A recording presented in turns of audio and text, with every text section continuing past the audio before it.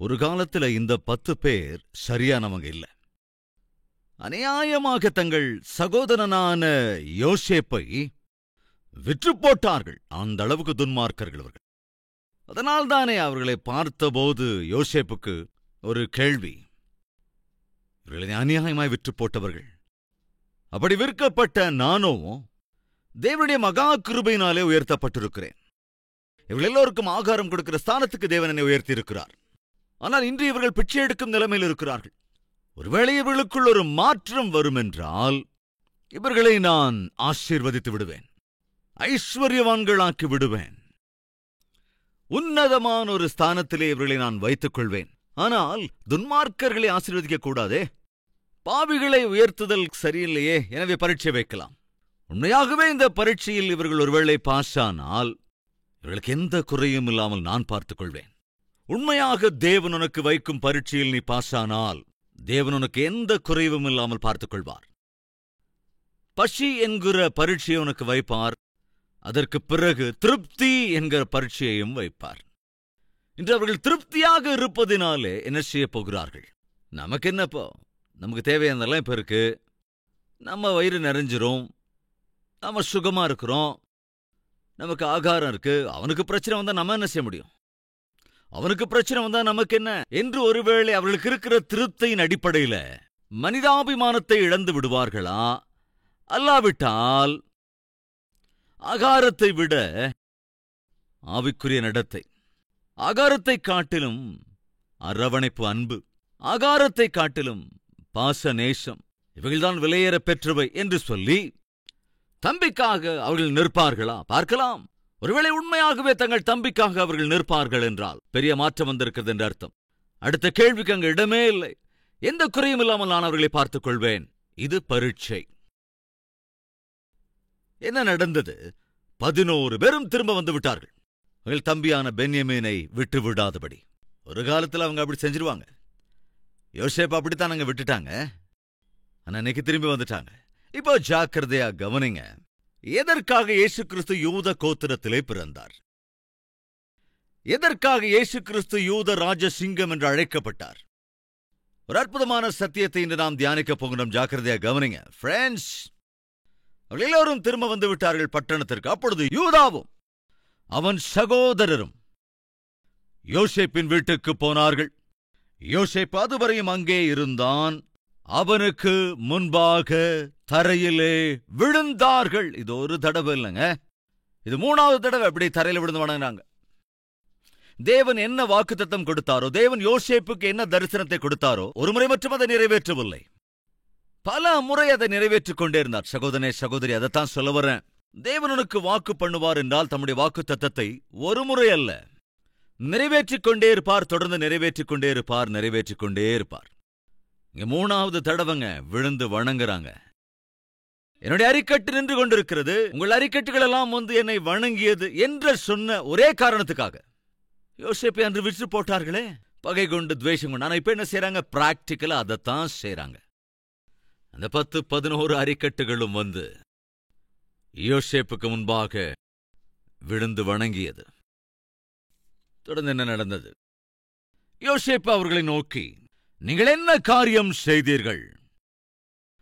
என்னைப் போலத்த மனிதனுக்கு ஞான திருஷ்டினால் காரியம் தெரிய வரும் என்று அறியாமற் போனீர்களா என்றான். அதற்கு யூதா, என் ஆண்டவனாகிய உம்மிடத்தில் நாங்கள் என்ன சொல்லுவோம்? என்னத்தை பேசுவோம்? எதினாலே எங்கள் நீதியை விளங்க பண்ணுவோம்? உம்முடைய அடியாரின் அக்கிரமத்தை தேவன் விளங்க பண்ணினார். நல்ல கவனிங்க. பாத்திரத்தை வைத்திருக்கிறவனும் நாங்களும் என் ஆண்டவனுக்கு அடிமைகள் என்றான். அதற்கு அவன், அதாவது யோசேப்பு, நோ, அப்படிப்பட்ட செய்கை எனக்கு தூரமாயிருப்பதாக. எவன் வசத்தில் பாத்திரம் கண்டுபிடிக்கப்பட்டதோ அவனே எனக்கு அடிமையாயிருப்பான். நீங்களோ சமாதானத்தோட உங்கள் தகப்பனிடத்திற்கு போங்கள் என்றான். சரியான பரீட்சைங்க. யோசேப்பு சொல்லுகிறான், பைத்தியக்காரங்க மாதிரி பேசாதீங்க. ஒருத்தனுக்காக, ஒரு ஆளுக்காக மீதி 10 பேர் அடிமையாக இருக்க வேண்டிய அவசியம் இல்ல. உங்களுக்கு நான் ஆப்ஷன் கொடுக்கிறேன். தப்பு பண்ண மாத்திரம் யாருமையா இருந்தா போதும், மற்றவங்கள சந்தோஷமா போலாம். Choice is yours. தானியம் உண்டு, தனமும் உண்டு, திருப்தியும் உண்டு. போய் ஹாப்பியா வாழுங்க. ஒருத்த மட்டும் இருக்கட்டும், தப்பு பண்ண மாத்திரம் இங்க இருந்தா போதும். இப்ப என்ன செய்ய போறாங்க அவங்க? திருப்தியை பார்த்து கிளம்பி போயிட போறாங்களா? அன்பு, அரவணைப்ப, பாச நேசத்தை நாசம் பண்ண போறாங்களா? ஏசுண்ட நிறைய பேர் திருப்தியை கண்டவுடன், ஆஸ்தியை கண்டவுடன் அன்பு, மனிதாபிமானத்தெல்லாம் புதைச்சிடுறாங்க. கொஞ்சம் நல்ல சம்பளம் வந்துருச்சுன்னா, கொஞ்சம் நல்ல ஜாப் கிடைச்சிச்சுன்னா, கொஞ்சம் நல்ல நிலைமைக்கு வந்துட்டா, அதனமோ தங்களுடைய உடன் பிறந்தவர்களுக்கு கூட கண்டுக்கவே மாட்டாங்க. இருக்கீங்களா யாராவது நம்ம மத்தியில உடன் பிறந்தவர்களை கூட கண்டுகொள்ளாதவர்கள்? கஷ்டப்பட்டு கொண்டிருக்கிற சகோதரனை கூட கண்டுகொள்ளாதவர்கள், சகோதரியை பற்றி கூட கவலைப்படாதவர்கள் இருக்கிறீங்களா? வேதம் சொல்லுகிறது, காணப்படுகிற உன் சகோதரனை நீ நேசிக்காவிட்டால் காணக்கூடாத தேவனிடத்தில் நீ எப்படி அன்பாயிருப்பாய்? உன் சகோதரன் ஒரு ஆபத்திலே இருக்கும் பொழுது அவனுக்கு உதவி செய்ய வேண்டிய நீ உதவி செய்யாமல் ஒருவேளை நீ அலட்சியமாயிருப்பாய் என்றால் நீ எப்படி ஆவிக்குரியவர் என்று சொல்ல முடியும்? யோசித்துப்பார். அவர்கள் எல்லோரும் சேர்ந்து வந்து நின்று, ஐயா, நாங்க எல்லாருமே வேணாலும் உங்களுக்கு அடிமையா இருந்துடுறோம். அந்த ஒருவனாலே நாங்கள் எல்லோருமே தப்பு செய்தவர்கள், நாங்கள் எல்லோருமே பாவிகள் என்பதை போல அந்த சிக்ஷையை ஏற்றுக்கொள்கிறோம். தயவு செஞ்சு கவனிங்க ஃப்ரெண்ட்ஸ். அந்த ஒருவனாலே, அந்த ஒரு பாவத்தினாலே நாம் எல்லோருமே பாவிகள் என்று தீர்க்கப்பட்டோம். எந்த ஒரு பாவத்தினாலே? அன்று ஏதேன் தோட்டத்திலே நடந்த பாவத்தினாலே. ஆதாம் செய்த பாவம் என்பது இன்று உன்னையும் என்னையும் பாவமாக சுற்றிக் கொண்டிருக்கிறது. ஒருவனுடைய பாவத்தின் மூலமாக எவ்விதமாக அது நுழைந்து, அதாவது பாவம் என்பது எப்படி எல்லோருக்குள்ளும் நுழைந்து எல்லோரையும் ஆட்சி செய்ய ஆரம்பித்து விட்டதோ, ஒரு பென்யமீனுடைய சாக்கிலே கண்டுபிடிக்கப்பட்ட அந்த வெள்ளி கிண்ணத்தின் மூலமாக எல்லோருமே குற்றவாளிகளாக எண்ணப்பட்டு, அவர்களே சொல்லுகிறார்கள் நாங்கள் எல்லோருமே குற்றவாளிகள் என்று. நீங்கள் எல்லோரும் சிட்சிக்க வேண்டும் என்றால் என்ன நடந்தது தெரியாது. ஆனால் எங்கள் தம்பியினுடைய பையிலே அந்த வெள்ளிக்கிண்ணம் இருந்து விட்டது. சிட்சைக்கு பாத்திரவான்கள், நாங்கள் எல்லோருமே சிட்சையை ஏற்றுக்கொள்கிறோம். ஆனால் யோசேப்பு என்ன சொல்றான் கவனிங்க. 17ஆம் வசனம். அதற்கு அவன், அப்படிப்பட்ட செய்கை எனக்கு தூரமாயிருப்பதாக. எவன் வசத்தில் பாத்திரம் கண்டுபிடிக்கப்பட்டதோ அவனே எனக்கு அடிமையாயிருப்பான். நீங்கள் உங்கள் தகப்பன் வீட்டிற்கு சமாதானத்தோடே போகலாம். யூதா அவனுக்கு பக்கமாய் வந்து நின்று, யூதா, பென்யமீன் விஷயத்திலே கவனிங்க. இப்போ யூதா பென்யமீனுடைய வாழ்க்கையின் அடிப்படையில பொறுப்பை ஏற்றுக்கொண்டவனான யூதா யோசேப்பின் அருகே வந்து, ஐயா, எனக்கு ஒரே ஒரு விண்ணப்பம் இருக்கு. என்ன சொல்லு? என்ன சொல்றான்? என் ஆண்டவனே, உமது அடியேன் உம்முடைய செவிகள் கேட்க ஒரு வார்த்தை சொல்லுகிறேன், கேட்பீராக. அடியேன் மேல் உமது கோபம் மூளாதிருப்பதாக. நீர் பார்வோனுக்கு ஒப்பாயிருக்கிறீர். எஸ், பார்வோனுக்கு அடுத்தபடியாக அதிக அதிகாரத்தோடு இருந்தவன் யோசேப்பு. நீங்க சாதாரணமான ஆள் இல்ல, பார்வோனுக்கு ஒத்தவராயிருக்கிறீர். என் ஆண்டவரே, உங்களுக்கு தகப்பனாவது சகோதரனாவது உண்டா என்று உம்முடைய அடியாரிடத்திலே நீர் கேட்டீர். அதற்கு நாங்கள், எங்களுக்கு முதிர் வயதுள்ள தகப்பனாரும் அவருக்கு முதிர் வயதிலே பிறந்த ஒரு இளைஞனும் உண்டு என்றும், அவனுடைய தமையன் இறந்து போனான் என்றும், அவன் ஒருவன் மாத்திரமே அவனை பெற்ற தாயாருக்கு இருப்பதினால் தகப்பனார் அவன் மேல் பட்சமாயிருக்கிறார் என்று சொன்னோம். அப்பொழுது நீர், அவனை என்னிடத்தில் கொண்டு வாருங்கள், என் கண்களினால் அவனை பார்க்க வேண்டும் என்று முதாடியாருக்கு சொன்னீர். நாங்கள் ஆண்டவனை நோக்கி, அந்த இளைஞன் தன் தகப்பனை விட்டு பிரியக்கூடாது, பிரிந்தால் அவர் இறந்து போவார் என்று சொன்னோம். அதற்கு நீர், இளைய சகோதரனை கொண்டு வராவிட்டால் நீங்கள் இனி என் முகத்தை காண்பதில்லை என்று உமது அடியாருக்கு சொன்னீர். நாங்கள் உமது அடியானாகிய என் தகப்பனார் இடத்திற்கு போனபோது என் ஆண்டவனுடைய வார்த்தைகளை அவருக்கு அறிவித்தோம். எங்கள் தகப்பனார் எங்களை நோக்கி, நீங்கள் திரும்ப போய் நமக்கு கொஞ்சம் தானியம் கொள்ளுங்கள் என்று சொன்னார். அதற்கு நாங்கள் போகக்கூடாது, எங்கள் இளைய சகோதரன் எங்களோட வந்தால் போவோம், எங்கள் இளைய சகோதரன் எங்களோட வராவிட்டால் நாங்கள் அந்த புருஷனுடைய முகத்தை காணக்கூடாது என்றோம். அப்பொழுது உம்முடைய அடியானாகிய என் தகப்பனார், என் மனைவி எனக்கு 2 பிள்ளைகளை பெற்றாள், அவர்களில் ஒருவன் என்னிடத்திலிருந்து போய்விட்டான், அவன் பீருண்டு போயிருப்பான் என்று இருந்தேன். இதுவரைக்கும் அவனை காணாதிருக்கிறேன். இதெல்லாம் நீங்கள் அறிந்திருக்கிறீர்கள். நீங்கள் இவனையும் என்னை விட்டு பிரித்து அழைத்து போகும் இடத்தில் இவனுக்கு மோசம் நேரிட்டால், கவனிங்க, ஏதாவது மோசம் நேரிட்டால் நரைமயிரை வியாகுலத்தோடே, என் நரைமயிரை வியாகுலத்தோடே பாதாளத்தில் இறங்க பண்ணுவீர்கள் என்றார்.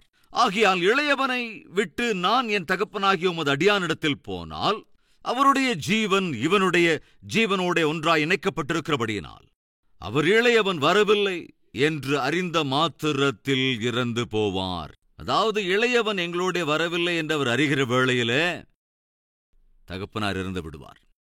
இப்படி உமது அடியாராகிய நாங்கள் உமது அடியானாகிய எங்கள் தகப்பனுடைய நரைமயிரை வியாகுலத்துடனே பாதாளத்தில் இறங்க பண்ணுவோம் என்று சொன்னான்.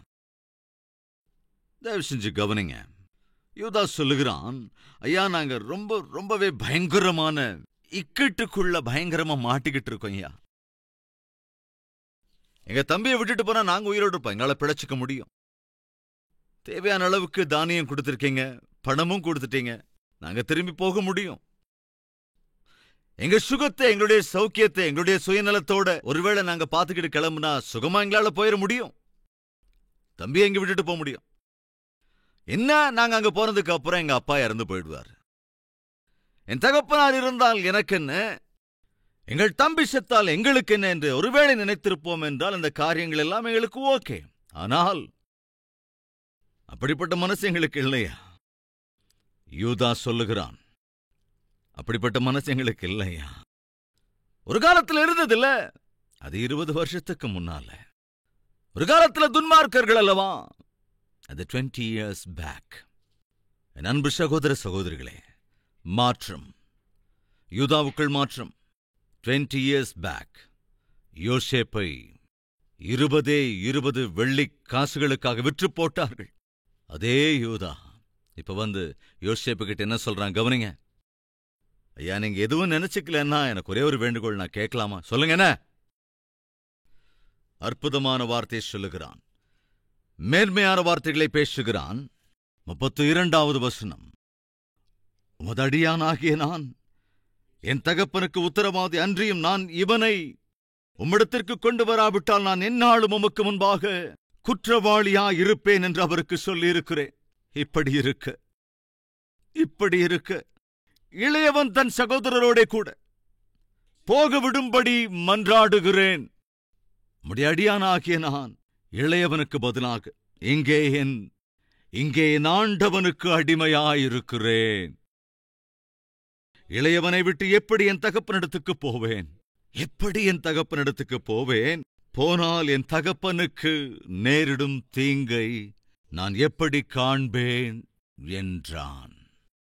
யூதா கேட்கிறான், என்னுடைய ஒரே ஒரு ரிக்வெஸ்ட் நீங்க ஏத்துக்குவீங்களா? என்ன அந்த ரிக்வெஸ்ட்?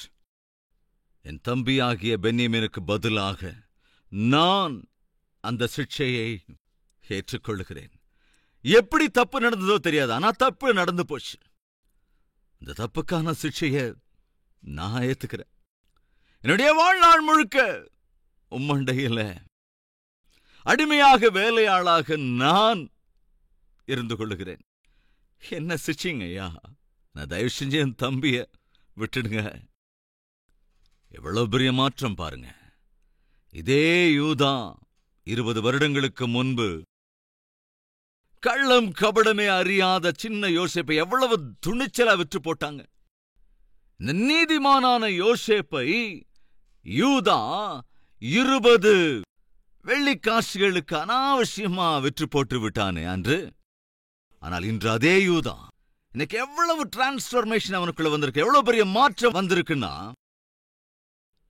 தன்னுடைய சகோதரனுக்காக தன்னுடைய உயிரை, தன்னுடைய வாழ்க்கையை தியாகம் செய்வதற்கு முன்னுக்கு வந்தான்.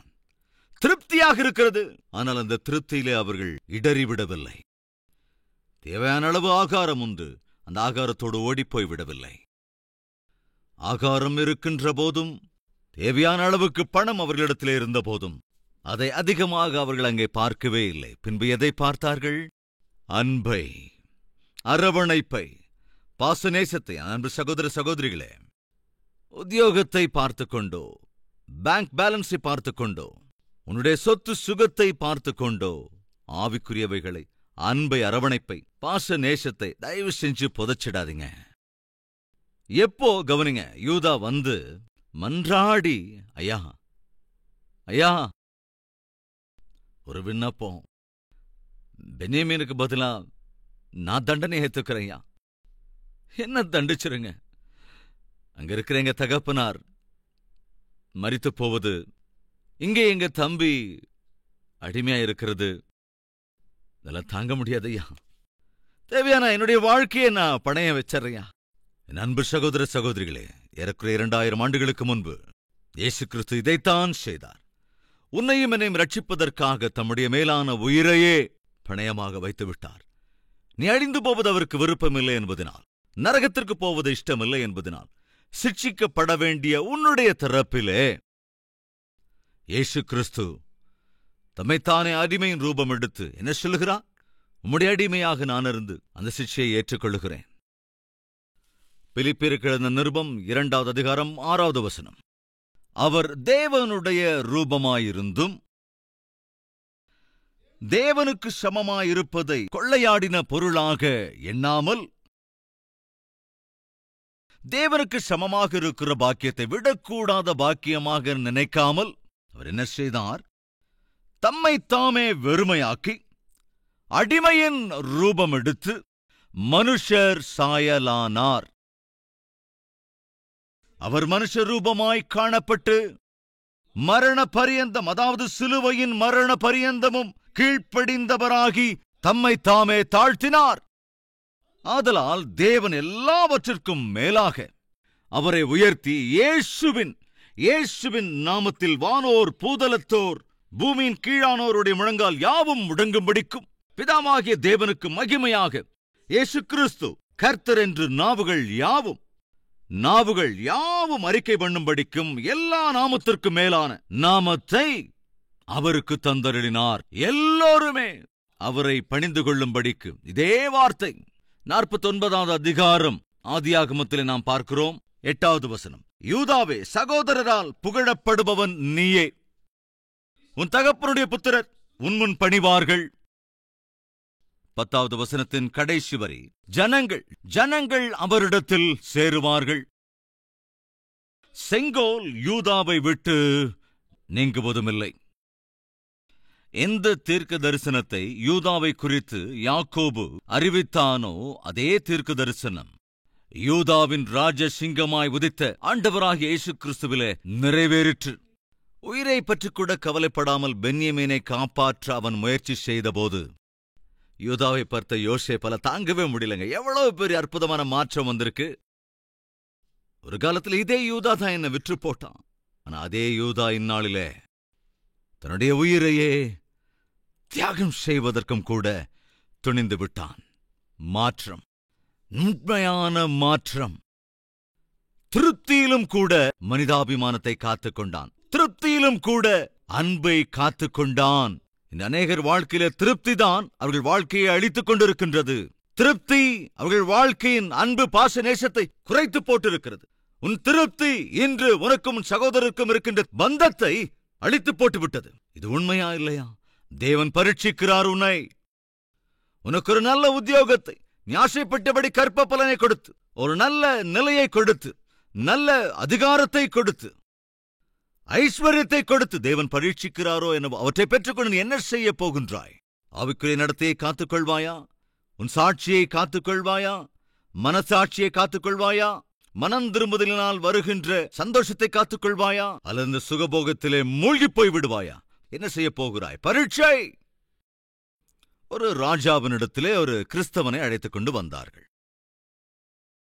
அழைத்துக் கொண்டு வந்தபோது அந்த ராஜா அந்த கிறிஸ்தவனை பார்த்து, கிறிஸ்தவத்தை நீ விட்டு விலகுவாயா, விலக மாட்டாயா என்று கேட்டதற்கு அவர் சொன்னார், கிறிஸ்துவை நான் விடமாட்டேன்.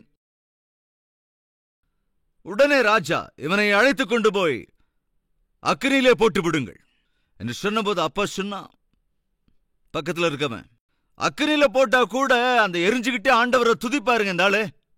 அப்படியா? அப்ப என்ன செய்யலாம்? சரி, நல்லா அடிச்சு உதச்சு சித்திரவதை பண்ணி அவனை விட்டுடுங்க.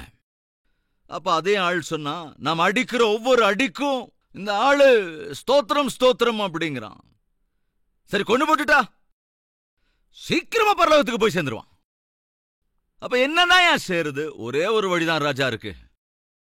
இந்த அற்புதமான கிறிஸ்துவனை அழிக்கணும்னா, அவனை கெடுத்து போடனா இருக்க ஒரே ஒரு வழிதான் இருக்கு. சரி, என்னன்னு சொல்லு. நிறைய பணம் கொடுக்கலாம், நிறைய சுகபோகத்தை கொடுக்கலாம். அதுக்கெல்லாம் அடிமையாகாதவன் எவன் தான் இருக்கா? இன்னைக்கு சுகபோகத்துக்கு மடங்காதவங்க யாரும் இருக்க முடியும்? சோ இந்த ஆளுக்கு எவ்வளவு வேணுமோ அவ்வளவு கொடுத்து அனுப்புங்க. புரியுதாங்க உங்களுக்கு? ஒருவேளை இன்று உன்னுடைய வாழ்க்கையில பணம் சம்பாதிக்க வேண்டும் என்று, சொத்து சுகத்தை சேர்க்க வேண்டும் என்கிற விஷயத்திலே விழுந்து, தேவனுக்கு கொடுத்திருக்கிற நல்லவைகளை, தேவனுக்கு அருளியிருக்கின்ற ஆவிக்குரிய ஆனந்தத்தை, சுற்றி இருக்கிறவர்களோடு ஐக்கியத்தை, சமாதான சந்தோஷத்தை பாழாகிக் கொண்டு, கெடுத்துக்கொண்டு, திருப்தியிலே இடறிக் கொண்டிருக்கிறாயோ, ஜாக்கிரதை. அன்று அவர்கள் கஷ்டத்திலே அவர்கள் பரீட்சிக்கப்பட்ட போது அதை உணர்ந்து அவர்கள் மனம் திரும்பினார்கள். திருப்தியிலே அவர்கள் பரீட்சிக்கப்பட்ட போது எல்லோரும் ஒன்றாக சேர்ந்து வந்து, ஐயா, எங்களுக்கு தானியம் அவசியம் இல்லைங்க, எங்களுக்கு தேவையானது அந்த தனம் கூட இல்லைங்க, எங்களுக்கு தேவை உயிருக்குறார் எங்க தம்பி. அப்ப உங்களுக்கு தனம் ஜாஸ்தியா இல்ல தம்பியோடு இருக்கிற பாசம் அதிகமா? தம்பி மேல இருக்கிற பாசம் தான் ஏன் அதிகம்? பணத்தை விட எங்க தம்பி தாங்க எனக்கு வேணும், எங்க தம்பி தான் எங்களுக்கு முக்கியம், அவன் தான் எங்களுக்கு மேல். என்னுடைய கேள்வி, மாற்றம் வந்திருக்கா இல்லையாங்க? நீ எதை கேட்கிறாய் சகோதரனே, சகோதரியே? ஆஸ்தியை, அந்தஸ்தை, அழகை, அலங்காரத்தை விரும்புகிறாயா? அல்லது ஆவிக்குரிய வாழ்க்கை, ஆவிக்குரிய நடத்தையை, அன்பை, அரவணைப்பை, பாச நேசத்தை கேட்கிறாய்? எதை கேட்கிறாய்? எப்பொழுது யூதா இந்த வார்த்தையை சொன்னானோ, ரியாக்ஷன் சீக்கிரமாக வாசித்து முடிக்கிறேன். அப்பொழுது யோசேப்பு தன் அருகே நின்று எல்லாருக்கும் முன்பாக தன்னை அடக்கிக் கொண்டிருக்க கூடாமல், யாவரையும் என்னை விட்டு வெளியே போக பண்ணுங்கள் என்று அவன் கட்டளையிட்டான். எல்லாரும் இங்கிருந்து வெளியே போங்க. எல்லோரும் வெளியே போய்விட்டார்கள். யோசேப்புக்கு முன்னால 11 பேர் மட்டும்தான் நிக்கிறாங்க. எல்லாருடைய கண்ணு யோசேப்பு மேலதான் இருக்கு. எதுக்காக எல்லாரையும் வெளியே அனுப்பிட்டாரு? என்ன செய்ய போறாரு?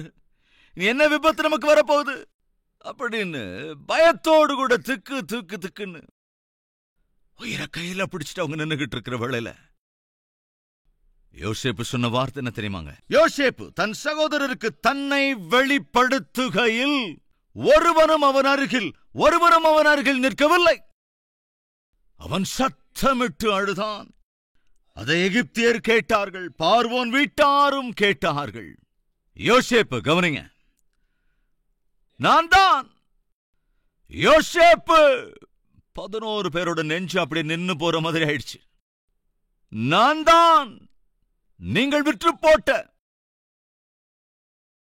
யோசேப்பு. கொஞ்சம் யோசிச்சு பாருங்க யூதாவோட நிலைமைய, கொஞ்சம் யோசிச்சு பாருங்க ரூபனுடைய நிலைமைய, சிமியோனுடைய நிலைமைய, லேவியோட நிலைமைய. 20 வருஷத்துக்கு முன்னால யாருக்கு நாம எல்லாம் அநியாயம் செஞ்சோமோ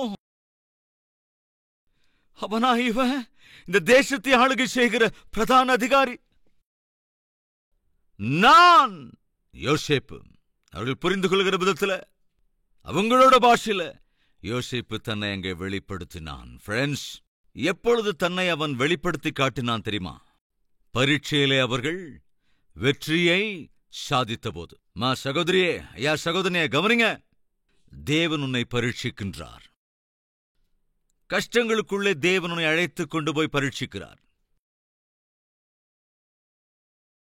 வியாதி வேதனைகளுக்குள்ளே தேவன் உன்னை கொண்டு போய் பரீட்சிக்கிறார். பினான்சியல் கிரைசிஸ்குள்ள தேவன் உன்னை கொண்டு போய் பரீட்சிக்கிறார். அபாயங்களுக்குள்ளே தேவன் உன்னை கொண்டு போய் பரீட்சிக்கின்றார். காரணம் என்னவென்றால், தேவனுடைய பரீட்சையில் நாம் வெற்றி பெறும்போது அவர் சந்தோஷப்படுவார், அவர் மகிழ்வார், அதோடு அவர் ஆசீர்வதிப்பார். அன்று கஷ்டம் என்கின்ற பரீட்சை, அதற்கு பின்பு திருப்தி என்ற பரீட்சை.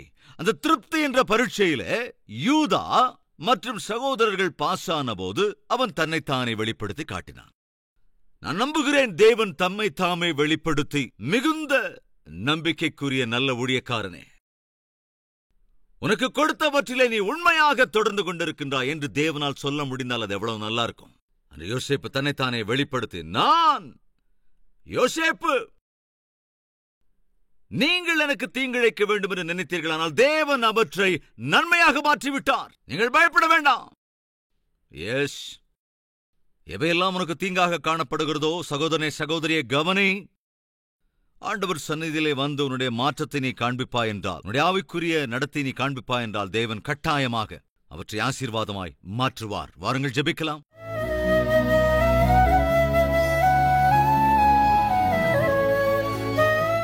மகா பரிசுத்தமும் அன்பும் நிறைந்த பிதாவே, எவ்வளவு நல்லவர் ஆண்டவரே நீர். அந்த யோசேப்பு எவ்விதத்திலே கஷ்டத்திலே அவர்களை பரீட்சித்த போது அவர்கள் மனஸ்தாபப்பட்டார்கள். கஷ்டங்கள் எங்களுக்குள் ஆண்டவரே மனஸ்தாபத்தை கொண்டு வருகிறதா இருக்கிறது. எங்கள் பாவத்தை அறிக்கையிடும்படி செய்கிறதா இருக்கிறது. எங்கள் தவறுகளை, எங்கள் பாவங்களை அறிக்கையிடும்படி செய்கிறது. இன்று கஷ்டங்களுக்குள்ளாக, சிரமங்களுக்குள்ளாக இருக்கின்றவர்கள் ஆண்டவரே உம்முடைய சன்னதியிலே முழங்கால் படியிட்டு தங்கள் பாவங்களை அறிக்கை செய்து மனஸ்தாபப்படும்போது ஆண்டவரே நீர் சந்தோஷப்படுவீர். அந்நாளிலே யோசேப்பு கண்ணீர் சிந்தினான் அவர்களில் வந்த மாற்றத்தை கண்டபோது. இன்று முழு திருப்தியிலும் கூட அவர்கள் உண்மையான மாற்றத்தை காண்பித்த வேளையில தாங்க முடியாமல் அவன் கண்ணீர் சிந்தினான். பரிசுத்தமுள்ள பிதாவே, மை சந்தோஷப்படுத்துகிற வாழ்க்கை எங்களுக்கு அருளிச்சேங்கப்பா. நீர் ஆனந்தப்படுகின்ற வாழ்க்கை எங்களுக்கு அருளிச்சேங்க ராஜா. கஷ்டமாக இருந்தாலும் சுகமாக இருந்தாலும் ஒரே மாதிரியாக வாழ்கிற வாழ்க்கையை அருளி செய்ய வேண்டும் என்றும், உம்முடைய நாமத்தை மகிமைப்படுத்த வேண்டும் என்றும், இந்த சமயத்திலும் யாரெல்லாம் கஷ்டங்களுக்குள்ளாக இருக்கின்றார்களோ, யார் யாரெல்லாம் ஆண்டவரே வேதனைகளுக்குள்ளாக இருக்கின்றார்களோ, கொரோனாவினாலே வியாதிக்குட்பட்டு இருக்கிறார்களோ, அவர்கள் ஒவ்வொருவரும் தாங்கள் இருக்கின்ற இடத்திலேயே உம்மை உணர்ந்து தங்கள் வாழ்க்கையிலே செய்த தவறுகளை ஒத்துக்கொண்டு ஆண்டவரிடத்திலே மன்னிப்பு கேட்டு நித்திய காலமும் உமக்கு அங்கீகாரமான வாழ்க்கை வாழ கிருபையிட வேண்டும் என்றும் உமக்கே சகல துதி கனம் மகிமையை ஏறெடுத்து இயேசு கிறிஸ்துவின் நாமத்தில் வேண்டிக் கொள்கிறோம் பிதாவே, ஆமென். எங்கள் முகவரி: கல்வரி, தபால் பெட்டி எண் 30, குக்கட்பள்ளி, ஹைதராபாத் 72.